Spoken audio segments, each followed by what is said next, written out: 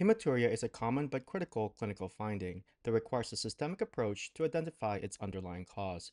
Whether microscopic or gross hematuria, its presence can indicate anything from benign conditions to serious pathologies like malignancy or glomerular disease. In this presentation, I will outline my stepwise approach to evaluating hematuria. Hematuria is the presence of red blood cells in the urine. It can be classified into two types: gross hematuria or macroscopic hematuria or microscopic hematuria. Gross hematuria or macroscopic hematuria are visible blood in the urine, making it appear red, pink, or cola colored. Microscopic hematuria is blood that is not visible to the naked eye, but detected on urinalysis of at least 3 RBCs per high power field on urine microscopy. Origin of hematuria is commonly non-glomerular, especially if there's no proteinuria. Non-glomerular hematuria is due to urothelial damage from nephrolithiasis, malignancy, cystitis, and trauma, or tubulointerstitial disease from renal papillary necrosis or interstitial nephritis. In non-glomerular hematuria, there's normal RBC morphology on urine microscopy compared to dysmorphic RBC in glomerular hematuria. Another characteristic finding of non-glomerular hematuria are blood clots in the urine. If the urinalysis shows findings of proteinuria and dysmorphic erythrocytes or labs showing elevated serum creatinine or decreased in eGFR, then consider a glomerular origin of the hematuria. Causes of glomerular hematuria includes glomerulonephritis such as IgA nephropathy or thin basement membrane disease. If the urine microscopy shows hematuria and crystals, consider nephrolithiasis. The most common types of nephrolithiasis are calcium oxalate and calcium phosphate. The classic symptoms of nephrolithiasis are acute flank pain with radiation to the groin and hematuria. Urinalysis usually reveals blood, and the urine sediment has non-dysmorphic erythrocytes. Ultrasound are indicated when the patient is pregnant, or order a non-contrast CT since this is the preferred imaging choice for nephrolithiasis.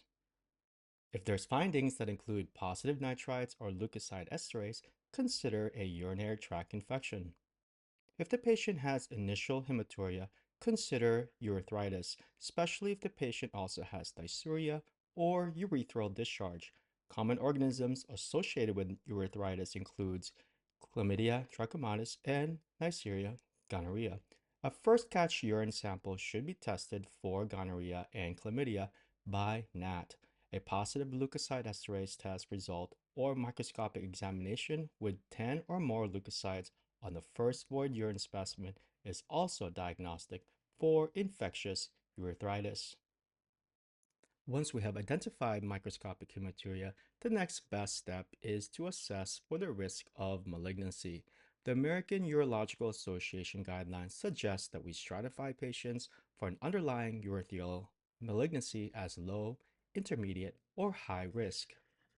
Low-risk patients include women less than 50 years old or men less than 40 years old who have never smoked, have 3 to 10 erythrocytes per high power field noted on a single urinalysis, and have no additional risk factors for urothelial cancer.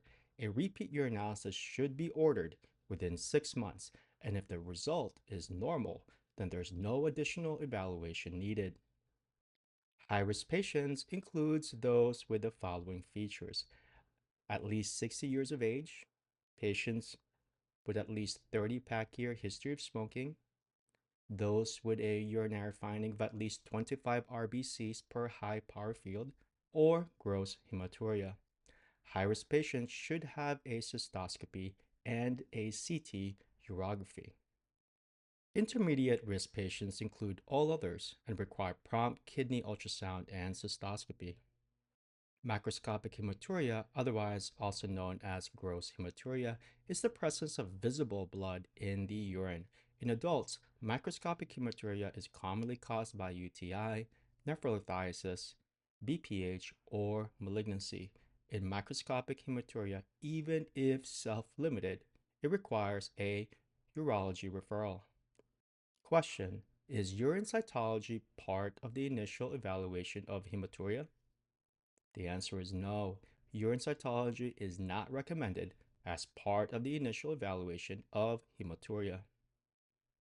The timing of a hematuria, whether it's present at the beginning, middle, or end of the urination, can also help localize the source of bleeding in the urinary tract. Here's the breakdown of how it correlates. Initial hematuria is associated with blood at the beginning of urination. Typically, it suggests urethral bleeding. This could be due to urethritis, urethral stricture, or urethral laceration. Terminal hematuria is associated with blood at the end of urination, and this suggests more of a bladder or prostate bleeding and commonly caused by BPH, prostatitis, and bladder polyps. Total hematuria is associated with blood throughout the whole urination process. This indicates a damage to the bladder, ureters, or kidneys, such as urolithiasis or kidney stones, UTI, and polycystic kidney disease. Once you're able to identify hematuria in a urinalysis, even if it is an incidental finding, it requires further investigation. If the likely cause is related to infection, such as a UTI, your analysis should be repeated after treatment to document the resolution of hematuria. So, a structured approach to hematuria is very important for identifying its underlying cause and guiding appropriate management by considering the timing of hematuria and integrating findings from the history, physical exam, urinalysis, and imaging. We can efficiently identify and differentiate between glomerular and non glomerular sources. Early recognition of serious conditions like cancer or glomerulonephritis is important for timely intervention. Thank you.